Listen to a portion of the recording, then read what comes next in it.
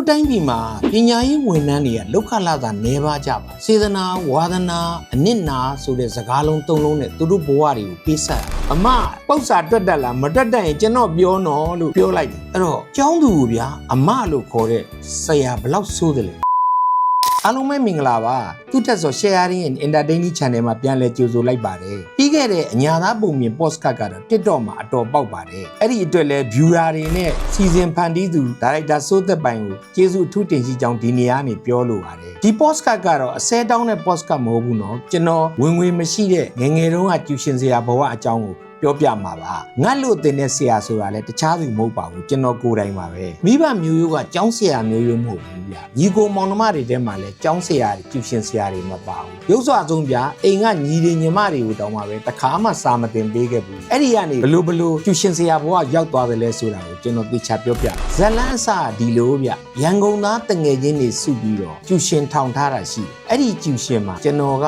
လက်ရေးလာရေးပေးရတယ်အဲ့ဒီခေတ်ကကွန်ပျူတာတွေဘာတွေမရှိတော့ဒိုင်ဒိုဖျောင်းစက်ကူပေါ်မှာကညစ်နဲ့ရေးပြီးတော့ဂက်ဆန်လာနဲ့လှဲ့ထုတ်ပြီးမှကျောင်းသင်ခန်းစာတွေပို့ချရတယ်ဗျအညာမာနေတော့ကရီးစားတစ်ဆောင်ကိုတမတ်နဲ့ရေးပေးတဲ့အကျိုးကကျူရှင်မှာဖျောင်းစက်ကူရေးတဲ့ယာရူရသွားတာပေါ့ဗျာကျွန်တော်ဘာကြောင့်လက်ရေးလိုက်ရတယ်လဲဆိုရင်ရက်ကွက်ထဲမှာရီးစားစာကို contract ယူပြီးတရက်ကွက်လုံးစာလိုက်ရေးပေးနေတဲ့သူဗျကျူရှင်မှာဖျောင်းစက်ကူရေးရင်အမိုက်လဲခုံသိန်းခုံခင်းကျူရှင်နဲ့ပတ်သက်တဲ့ဝေယဝိစာတွေအားလုံးလုပ်ပေးရတယ်တခါတရံမှာတချို့ကျူရှင်ဆရာကြီးပြက်ကွက်ရင်ကျွန်တော်ကအစားဝင်ပြီးစာသင်ပေးရတယ်ကျွန်တော်ကသင်ချာနဲ့ယူပပြီးတာကျွမ်းကျင်တော့အဲ့ဒီမှာကျွန်တော်အစွမ်းပြခွင့်ရတာပေါ့ဗျာစားဝင်ကြီးကငတ်လို့ဆရာဝင်လုပ်ခဲ့ပြီမယ်ကျူရှင်ဆရာခေါင်းတယောက်ဖြစ်အောင်အတွက်တော့ပန်းဆိုးတန်းစာအုပ်ပုံတွေပဲမှာမှွေနောက်ပြီးတော့ကျူရှင်ဆရာပေါင်းစုံရဲ့စာအုပ်တွေကိုဝယ်ဖတ်ပြီးကိုဝမ်းစာဖြည့်တင်းခဲ့ရပါတယ်ကျူရှင်ဆရာလောက်ခါစားအတန်းရှိမှရက်နေဒူးတွေတုံနေဗျအဲ့တော့ဝါရင်တဘာဝင်းကျောင်းသူတယောက်ကကျွန်တော်ကိုနောက်ကြမှာပြန်ပြောတယ်ဆရာတဲ့ဆရာစာသင်ခါစားသိရရတာပဲ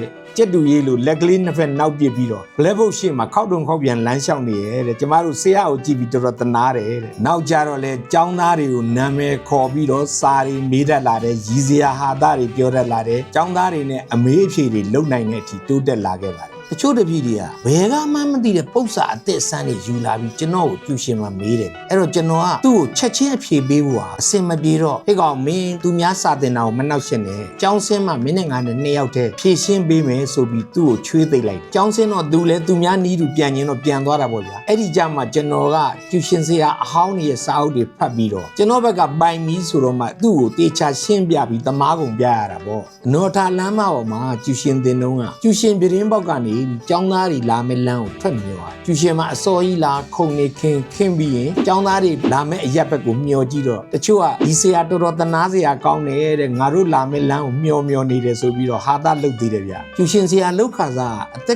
ကလည်းငယ်သေးတော့ဝါရင်ကျူရှင်ဆရာဂိုက်ဖမ်းပြီးတိုက်ပွဲကြီးကိုမချွတ်တန်းဝစ်ထားတယ်မျက်နှာကိုလည်းအမြဲတမ်းတီနေအောင်ထားတယ်သပင်ကိုလည်းလူကြီးပုံထားတယ်ဒါပေမဲ့ဗျာဝါရင်တဘာရင်မှမဟုတ်တာဘလို့ပဲနေဆရာအထာမကြသေးတော့ငိုရမလို့ရီရမလို့ဖြစ်ရတဲ့အဖြစ်ကလေးတစ်ခုပြန်ပြောပြအောင်တနေ့ကျတော့ကျူရှင်ခမ်းမထဲမှာစာသင်နေရင်းနဲ့ကျောင်းသားတွေရှိမှရက်မနေရဘူးဗျအဲ့တော့မင်းလန်းလို့အလယ်လမ်းမကြီးပေါ်မှာခောက်တုံခောက်ပြန်လမ်းလျှောက်နေသူတို့တွက်ဖို့တင်ချာပုတ်စာတွေပေးထားတဲ့အချိန်မှာကျွန်တော်ကတနေရာထဲမှာရက်မနေဘဲနဲ့လမ်းလျှောက်ပြီးရှောက်ကြည့်နေအဲ့ဒီအချိန်မှာကျောင်းသူတယောက်ကကျွန်တော်ဖြတ်သွားတိုင်းခေါင်းကုတ်နေတယ်ဗျအသွားတစ်ခါတွေ့တယ်အပြန်တစ်ခါတွေ့တယ်နောက်တစ်ခေါက်ကျကျွန်တော်မနေနိုင်တော့ဘူးအမပုတ်စာတွက်တတ်လားမတွက်တတ်ရင်ကျွန်တော်ပြောနော်လို့ပြောလိုက်ပြီးကန်ကျမှငါတော့မှားသွားပြီဆိုတာသိလိုက်အဲ့ဒီအချိန်မှာဗျာကိုဆရာဆိုတာမေ့သွားတယ်နောက်နေ့ကျတော့အဲ့ကျောင်းသူကျူရှင်မလာတော့အဲ့ဒါနဲ့သူတငယ်ချင်းတွေမေ့ကြည့်တော့ဆရာတဲ့အမလို့ခေါ်လိုက်တော့ရှက်ပြီးတော့ဆရာကျူရှင်မှာစာဆက်မတင်ငင်တော့ဘူးအဲ့တော့ကျောင်းသူကိုဗျာအမလို့ခေါ်တဲ့ဆရာဘလောက်ဆိုးတယ်လဲဆရာအထာမသိဘဲနဲ့ဆရာလုပ်တယ်လို့ပေါ့ဗျာ10တန်းကို10နှစ်လောက်ဖြေထားတဲ့ကျောင်းသူတွေ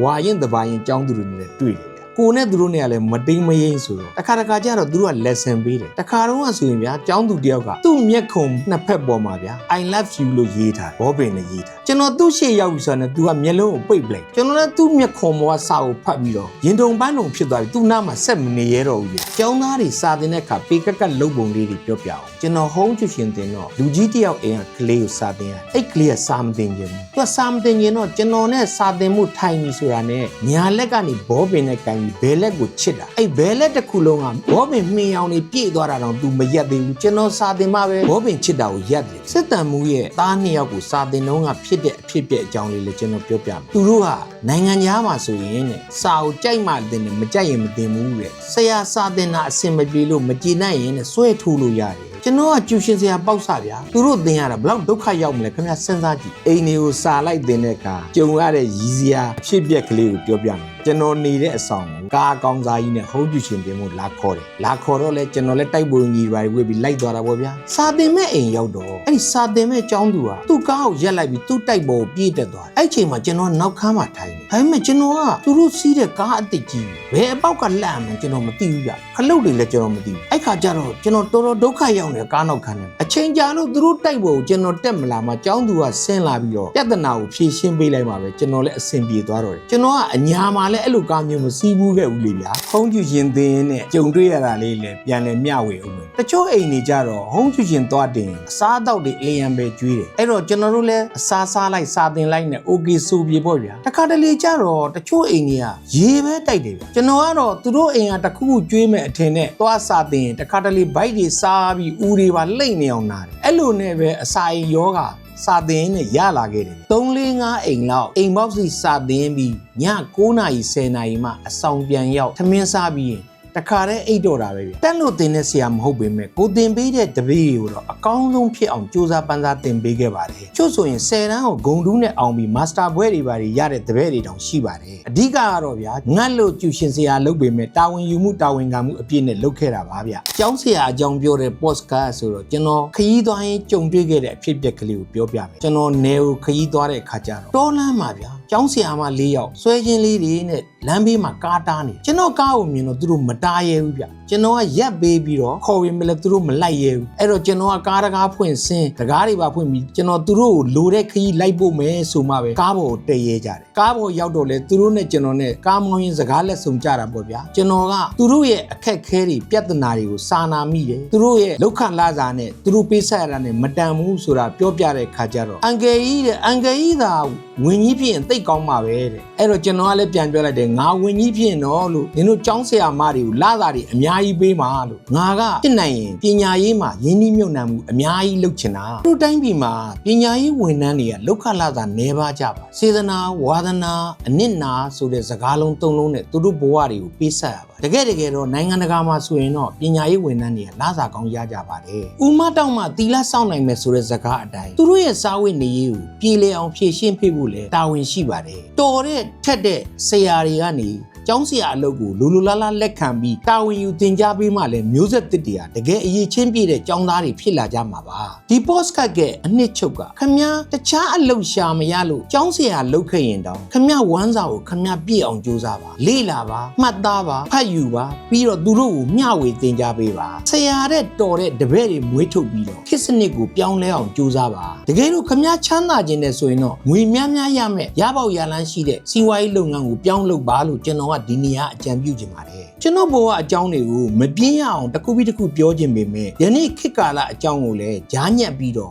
ပြောပြချင်ပါတယ်ယနေ့ခေတ်ကာလမှာဖြစ်ပျက်နေတဲ့အဖြစ်အပျက်တွေနဲ့ထင်ဟပ်မဲ့ရင်ခွဲမိဘဆိုတဲ့ podcast ကိုနောက်လာမဲ့ podcast ခေါင်းစဉ်အဖြစ်ကျွန်တော်ရွေးချယ်ထားပါတယ်ယနေ့ခေတ်မှာမိဘတိုင်းဟာတနည်းနည်းနဲ့တော့ရင်ခွဲကြရမှာသားသမီးနိုင်ငံသားသွားလို့လေစိတ်မှာမျက်ရည်ကျဘူးခဲ့ရင်သားသမီးအိမ်ကဆင်းသွားလို့ဝမ်းနည်းငိုကြွေးခဲ့ဘူးရင်ကိုပြောဆိုဆုံးမတဲ့အတိုင်းဖြစ်မလာလို့ကြိတ်ပြီးခံစားခဲ့ရဘူးရင်အဲ့ဒီ podcast ကခမားတို့အတွက်ပဲဖြစ်မှာပါဒီကနေ့မိဘတွေအားလုံးခံစားနေရတဲ့ရင်ခွဲမိဘအကြောင်းကိုပြောပြမယ်ကျွန်တော်ရဲ့ podcast ကိုဦးပြပြနားဆင်နိုင်မှုအတွက်ကျွန်တော်ရဲ့ channel ကိုလည်း like and subscribe လုပ်ထားဖို့လည်းမမေ့ပါနဲ့ဦးနော်ကျွန်တော်ရဲ့ channel ကိုအဆုံးထိ like ပါကြည့်ရှုသူတဦးချင်းစီတိုင်းကိုစိတ်ချမ်းသာခြင်းကိုယ်ဤကျန်းမာခြင်းနဲ့ပြည့်စုံကြပါစေရန်သူမျိုး၅ပါးဘေးအန္တရာယ်မှကင်းဝေးပါစေလို့ဆုတောင်းမေတ္တာပို့သလိုက်ပါတယ်မိဘမှန်ရင်သားသမီးတွေစီမှာအရှုံးပေးရစမြဲဖြစ်ပါတယ်သားသမီးတွေကြောင့်ရင်ကွဲခဲ့ရတဲ့မိဘတွေအကြောင်းကိုယ်တွေ့နဲ့ရှင်ပြီးပြောပြမယ် ရင်ခွဲမိဘအစီအစဉ်မှာပြန်လည်ဆုံတွေ့ကြပါစို့လားခင်ဗျာ